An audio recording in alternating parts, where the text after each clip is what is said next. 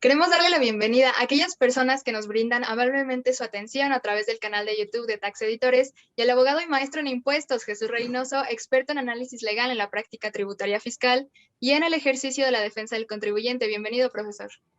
Hola Ale, qué gusto saludarte, qué gusto a todos nuestros amigos que nos están viendo. Gracias por el favor de su presencia, de sintonizarnos. Y bueno, pues estamos aquí listos con todo el ánimo, Ale, para platicar de esta nueva entrega del repositorio fiscal. Sí, a propósito del repositorio, varias personas nos preguntan ¿por qué se llama así nuestra cápsula? Lo escuchamos, profesor. Mira, Ale, con mucho gusto, el repositorio es un lugar donde se guardan, se acumulan efectos importantes. Se utiliza habitualmente en temas de medicina, es decir, donde es un depósito de contenido importante. Así que a mí me pareció que decirle repositorio a esta charla que tenemos quincenalmente de temas importantes, relevantes para la materia tributaria y fiscal, me parecía muy atinado, ¿no? Es decir, vamos a ver estos temas que pueden servirnos, uno, como herramienta y dos, como una cultura de ejercicio práctico tributario constante. De acuerdo, profesor. Me gustaría preguntarle, ¿cuáles son las herramientas que considera más frecuentes e importantes para el análisis y la aplicación de las normas fiscales y tributarias? Lo escucho.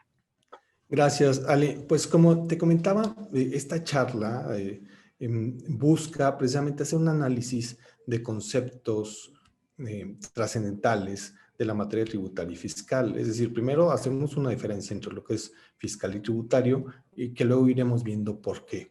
¿Qué herramientas tenemos? Herramientas que nos permiten entender cuáles son los conceptos que integran las normas tributarias y las herramientas que nos permiten ver cuáles son los elementos que integran las normas fiscales. Cuando las utilizamos de forma sistemática, es decir, utilizándolas como un sistema, tendremos una herramienta sencilla de utilizar y constante, es decir, que la utilicemos de forma habitual, lo cual nos pueda llevar a entender de una mejor manera el estudio de la práctica fiscal y también el ejercicio de la práctica fiscal. Es decir, pretendemos que sea mucho más sencillo el ejercicio ya cotidiano una vez que tengamos estas herramientas.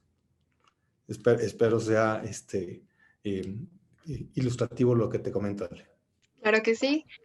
También le quería preguntar, ¿quiénes ejercitan esta práctica fiscal cotidiana? Mira, la práctica fiscal cotidiana la ejercitamos los contadores, los administradores de empresa, los abogados que nos dedicamos a la defensa y a la revisión planificada de tributación. Y por lo tanto, eso lo hacemos como práctica fiscal, pero también los estudiantes de estas carreras, y mi intención cuando hacemos estas cápsulas, que yo por eso hago una diferencia entre la pregunta del profesionista que ya va caminando constantemente sobre el ejercicio de la práctica fiscal, pero también el estudiante, el pasante que ya tiene una intención férrea de dedicarse a la materia tributaria o fiscal y que sea más eficaz para él mismo, pero también para los despachos donde está funcionando, porque si él es más eficaz en los despachos que está trabajando, seguramente irá creciendo y se irá formando ya una profesión exitosa desde ahorita. Y eso para mí es muy importante, que las personas tengan las herramientas para ir caminando con éxito dentro de su desarrollo profesional. Estoy de acuerdo, profesor. Otra pregunta que le quería formular es, ¿cómo funciona el tamiz fiscal?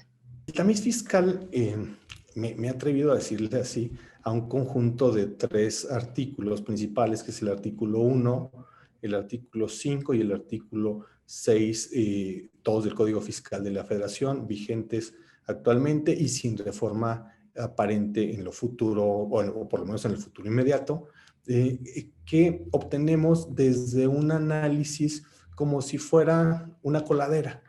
Vamos a ponerlo así, sencillamente. Cuando utilizamos una coladera, separar sólidos de líquidos, bueno, pues los sólidos se quedan en una parte, los líquidos en otra, o cuando la utilizamos para utilizar sólidos grandes, sólidos más pequeños, igual funciona como cuando una persona va a colar arena y luego separa la grava de la arena, porque tiene un interés distinto una materia y otra.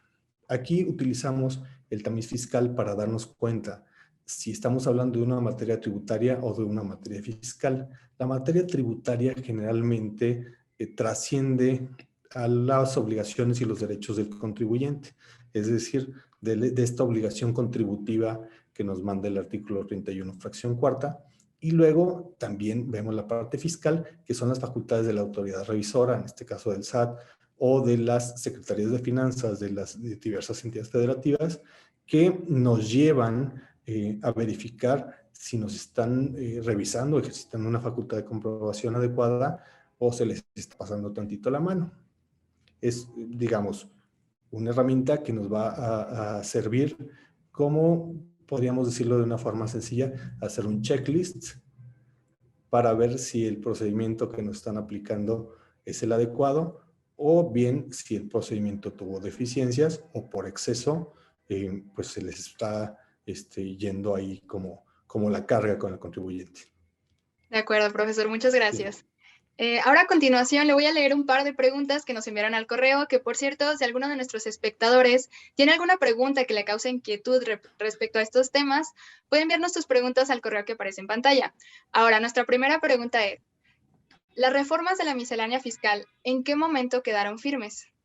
Las reformas en este año de la miscelánea, que es toda la reforma fiscal, le decimos miscelánea fiscal, a todo el paquete fiscal que se envía año con año, quedaron firmes desde mi punto de vista el día 21 de octubre, donde se presenta la minuta ya firmada por la Cámara de Diputados. ¿Por qué te lo digo así? Porque hubo muchas reservas de artículos donde en este ejercicio legislativo primero se aprueba en lo general los artículos que ya van a pasar, es decir, los artículos que modifican o certifican ya nuevas obligaciones tributarias y fiscales, se aprueban en lo general, es decir, eso no se discute por la Cámara de Diputados. Pero luego hay otra parte que son los artículos reservados. Eso se deja en resguardo para su análisis y discusión en lo particular. Sin embargo, como se dio el ejercicio legislativo en esta última sesión que empezó el 18 de octubre, terminó el 21 de octubre a las 6 de la mañana, todas las reservas fueron desechadas porque pues en términos numéricos gana quien más votos tiene, y si sumamos la fracción que tenía Morena con el Verde Ecologista, pues sumaban más de la mitad de los votos en toda la Cámara de Diputados, por lo tanto, por mayoría quedaron ya firmes. Esto significa que lo mandan para revisión a Cámara de Senadores, pero en Cámara de Senadores pasó lo mismo. También por mayoría que tenían sumando estas dos fracciones, pues iba a quedar evidentemente igual, y así es como se determina quedando ya sin mayor posibilidad de cambio este año la reforma. En última instancia, le quedaría como viene de la Cámara Revisora, que es la de senadores, pero será para el otro año. De acuerdo. Y también, de hecho, hay otra pregunta que habla de una reforma fiscal del siguiente año. La siguiente pregunta es, de la reforma fiscal del 2022, ¿cuáles son las 5 reformas más sobresalientes? Entramos en materia, en materia profunda ya, y al respecto, si me permites, te voy a hacer una serie de consideraciones, pero no lisas y llanas, porque sobre el análisis que he hecho de la reforma, me permití escribir un documento para que fuera más grato. Es decir, no que no sea grato estudiar la materia tributaria, pero puede ser engorrosa. Entonces pensé que podríamos darle un toque de amenidad y escribí algo al respecto de las reformas. Y va de la siguiente manera. Los adagios de la tía Dominga. Una visión particular de la reforma fiscal 2022. Los refranes y dichos populares son filosofía pragmática, emanada de la convivencia social cotidiana, que bien pueden servir como herramienta al momento de resolver algún problema de criterio.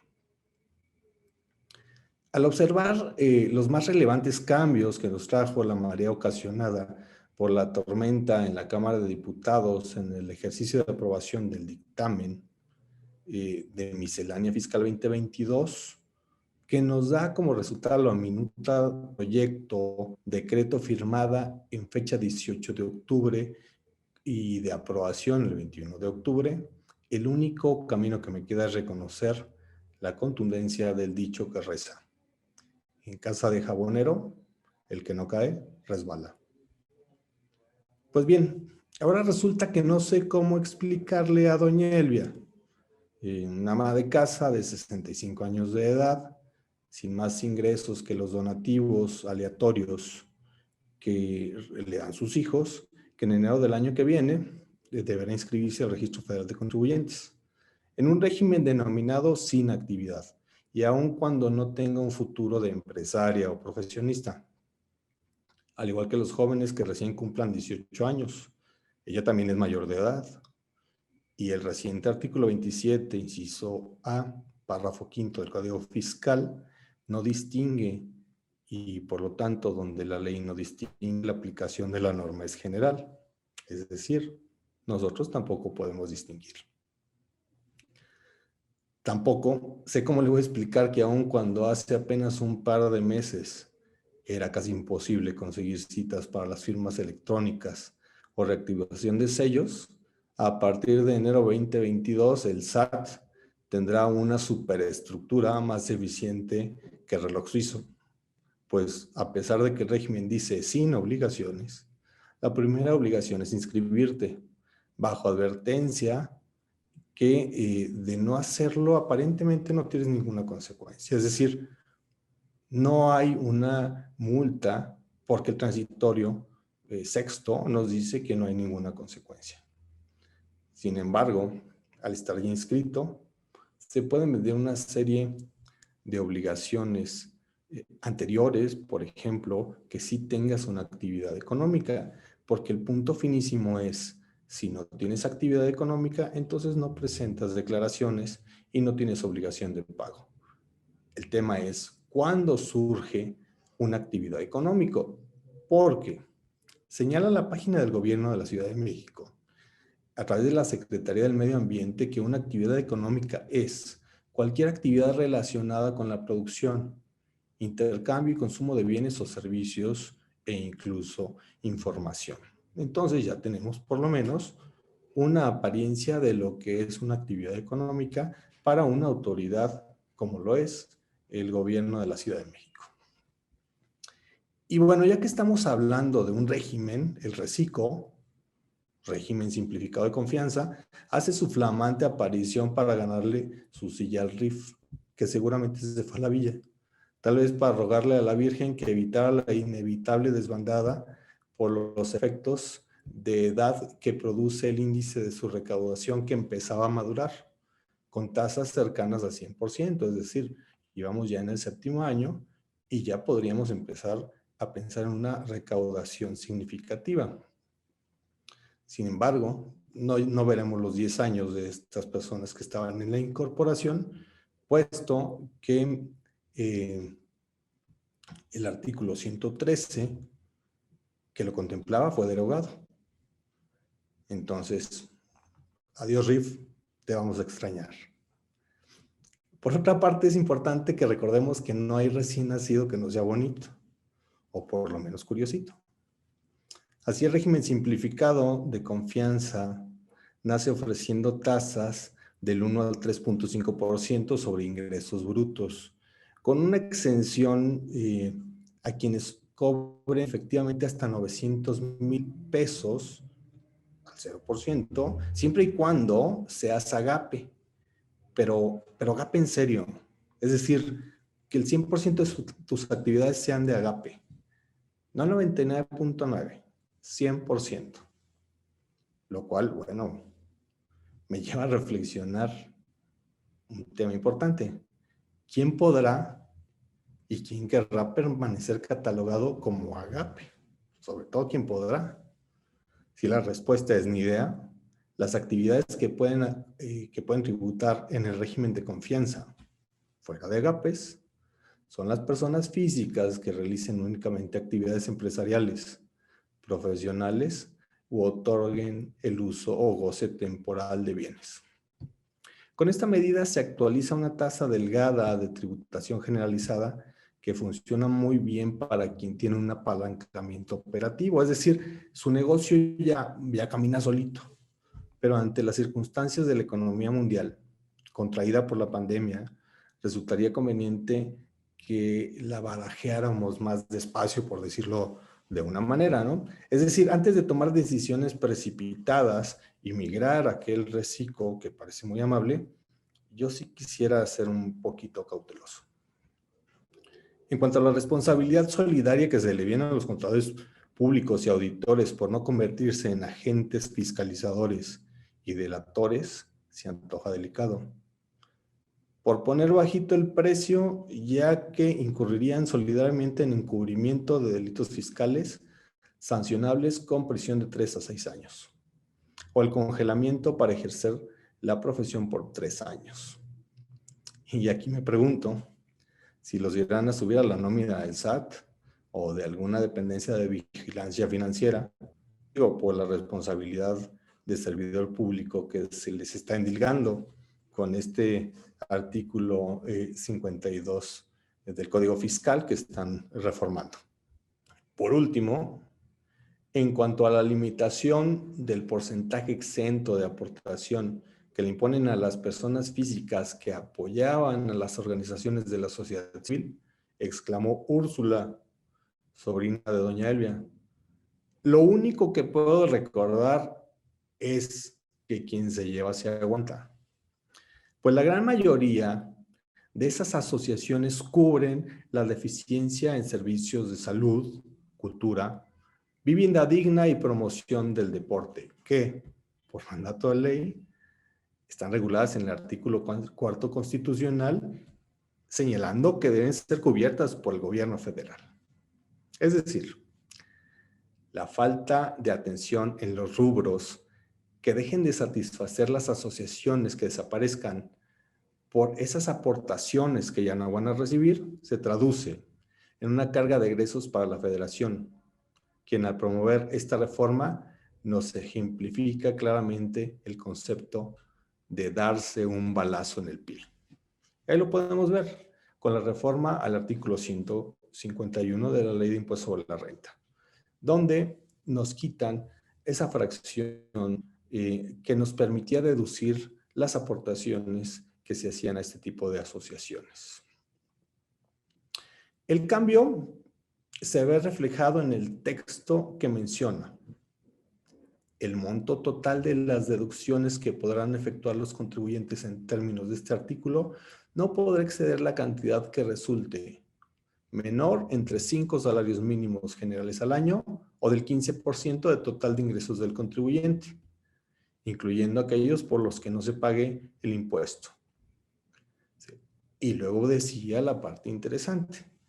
Lo dispuesto en este párrafo no podrá ser aplicable tratándose de fracciones tercera y quinta. Eso significaba que las personas podían hacer aportaciones a asociaciones civiles con fines no lucrativos, con fines de resolver los temas de salud, de vivienda digna, de deporte, de cultura. Pero al quitarles este incentivo a las personas, creemos que se está desincentivando precisamente la aportación.